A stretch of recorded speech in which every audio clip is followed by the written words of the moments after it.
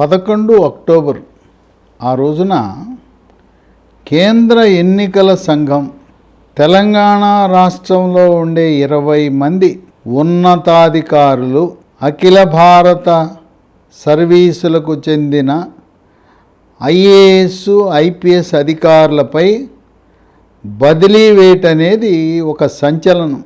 బహుశా కేంద్ర ఎన్నికల సంఘం యొక్క చరిత్రలో ఒక్క రాష్ట్రంలో ఎన్నికల ముందు 20 మంది సీనియర్ అధికారుల బదిలీ, అది కూడా బదిలీ ఆదేశాలు ఎక్కడి నుంచి వచ్చినాయి? కేంద్ర ఎన్నికల కమిషన్ నుంచి వచ్చినాయి. ఇది తెలంగాణ రాష్ట్రంలోనే కాదు, భారతదేశంలోనే చర్చనీయాంశమైంది. ఈ అధికారుల యొక్క పనితీరు గురించి నిఘా వర్గాల ద్వారా, కేంద్ర నిఘా వర్గాల ద్వారా కేంద్ర ఎన్నికల కమిషన్ ఎప్పటికప్పుడు సమాచారం తెప్పించుకున్నది. వాళ్ళు కేంద్ర ఎన్నికల సంఘం అధికారులు 4, 5, 6 తారీఖులలో అక్టోబర్లో వచ్చి సమీక్ష నిర్వహించిన సందర్భంగా కూడా వీళ్ళ పనితీరు గురించి హెచ్చరికలు జారీ చేశారు. ఎన్నికల జాబితా తయారీలో కానీ, లేదు గతంలో ఉప ఎన్నికలు జరిగిన సందర్భంగా వీళ్ళ యొక్క ప్రవర్తన తీరుపై కానీ అనేకమైన ఆరోపణలు. ఈరోజు కేంద్ర ఎన్నికల సంఘం తీసుకున్న నిర్ణయం ఏకపక్ష నిర్ణయం కాదు. ప్రతి వ్యక్తిపై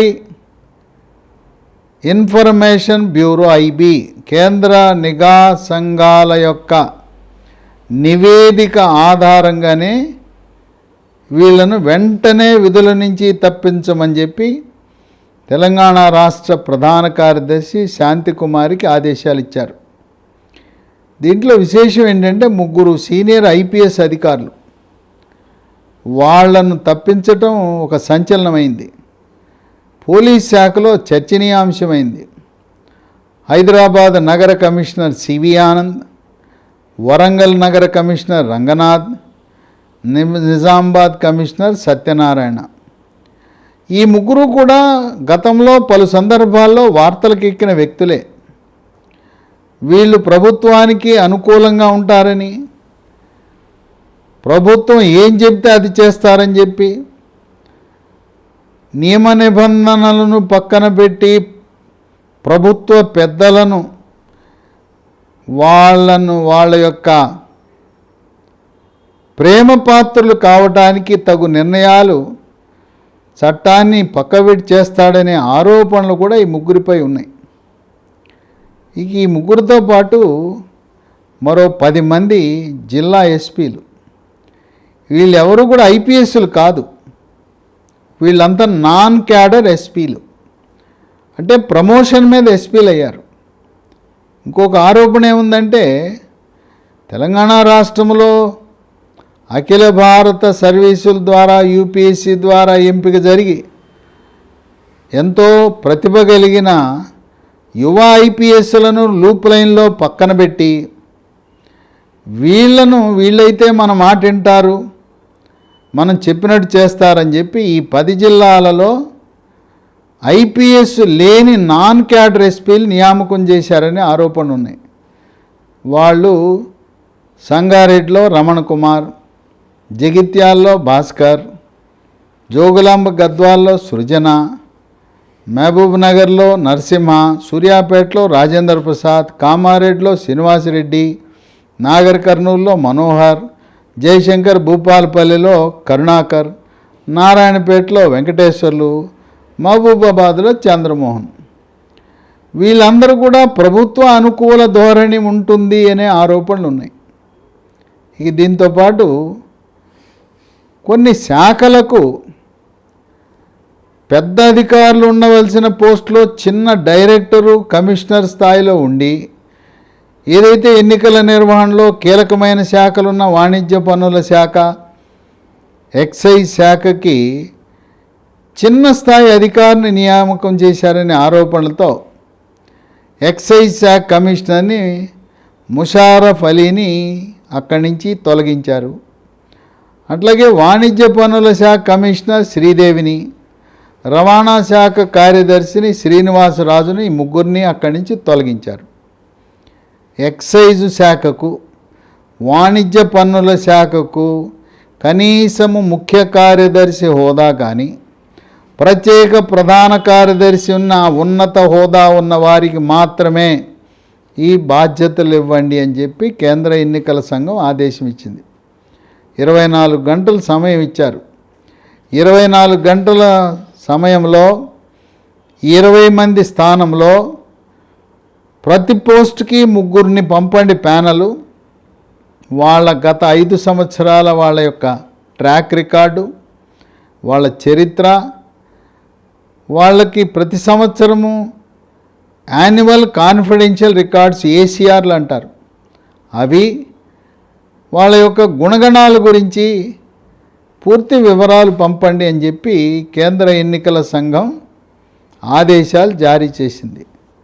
కేంద్ర ఎన్నికల సంఘం ఈ జాబితా వెళ్ళిన తర్వాత ఈ జాబితా మొత్తం నిఘా వర్గాలకు ఇచ్చి, కేంద్ర నిఘా వర్గం అనే ఐబీకి ఇచ్చి, ఇన్ఫర్మేషన్ బ్యూరో, వాళ్ళ ద్వారా వీళ్ళ యొక్క గుణగణాలు, నిబద్ధత, నిజాయితీ, పారదర్శకత, రాజకీయంగా ఏమైనా ఏ పార్టీకైనా మద్దతు ఇచ్చే అవకాశం ఉందా అన్ని గమనించి కేంద్ర ఎన్నికల సంఘం ప్రతి పోస్ట్కి 3 పేర్లు పంపితే ఒక పోస్టుకు టిక్ పెట్టి పంపిస్తారు. తెలంగాణ ప్రభుత్వ ప్రధాన కార్యదర్శి వాళ్ళకి పోస్టింగ్ ఆర్డర్లు ఇవ్వటం జరుగుతుంది. ఇప్పుడు ఎవరైతే 20 మందిని తొలగించారో వాళ్ళ విషయంలో మా ఆదేశం జారీ చేయగానే వెంటనే అక్కడి నుంచి తప్పించండి, కొత్త వాళ్ళు రావవసరం లేదు.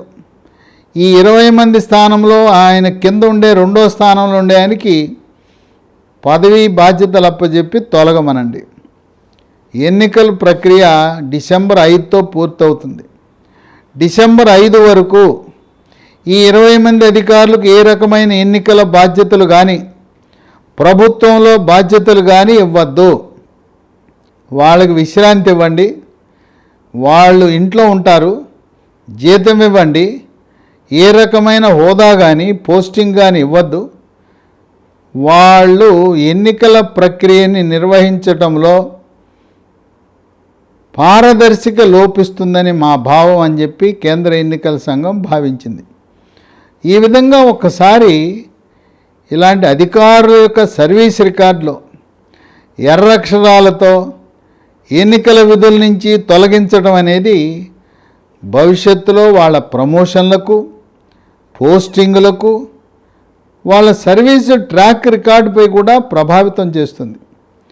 ఇప్పుడైతే ఇంత పెద్ద పెద్ద ఆఫీసర్లను తప్పించారో కింది స్థాయి పోలీసు, రెవెన్యూ, అట్లాగే విద్యాశాఖకు సంబంధించిన టీచర్లు అందరూ కూడా మనకెందుకు వచ్చిన గొడవ, రూల్ ప్రకారం వెళ్ళిపోదాం, మనం ఎవ్వరు కూడా ఎవరి మాట వినద్దు, ఎన్నికల కమిషను పుస్తకంలో ఏమి రాసి ఉందో అదే చేద్దాం, ఎవరికి మనము మద్దతు ఇవ్వవలసిన అవసరం లేదు, తటస్థ వైఖరి, పారదర్శకతతో నీతిగా, నిజాయితీగా, నిబద్ధతగా విధి నిర్వహణ చేద్దాం. ఎందుకంటే ఎన్నికల కమిషన్తో పెట్టుకుంటే వాళ్ళ అధికారాలు విశేష అధికారాలు. వాళ్ళు ప్రభుత్వ ఉద్యోగులను ఉద్యోగం నుంచి తొలగించవచ్చు, వాళ్ళందరికీ వాళ్ళు సస్పెండ్ చేయొచ్చు, బదిలీ చేయొచ్చు. ఒక్కసారి ఎన్నికల సంఘము చర్య తీసుకుని అది సర్వీస్ రిజిస్టర్లో దాన్ని ఎంటర్ చేస్తే ఉద్యోగి యొక్క ప్రమోషన్లు, బదిలీలు, పోస్టింగ్లు అనేక అంశాలపై ప్రభావితం పడుతుంది. అందువల్ల పెద్ద స్థాయి అధికారులపై ఎప్పుడైతే వేటు పడిందో, కేంద్ర ఎన్నికల సంఘం కొరడా జొలిపించిందో, కింది స్థాయి ఉద్యోగస్తుల్లో కూడా క్రమశిక్షణ అనేది, పారదర్శక అనేది ఆటోమేటిక్గా వచ్చేసింది. వాళ్ళకు అర్థమైపోయింది, ఏ ఎమ్మెల్యే, ఏ మంత్రి, ఏ ముఖ్యమంత్రి మమ్మల్ని కాపాడలేడు.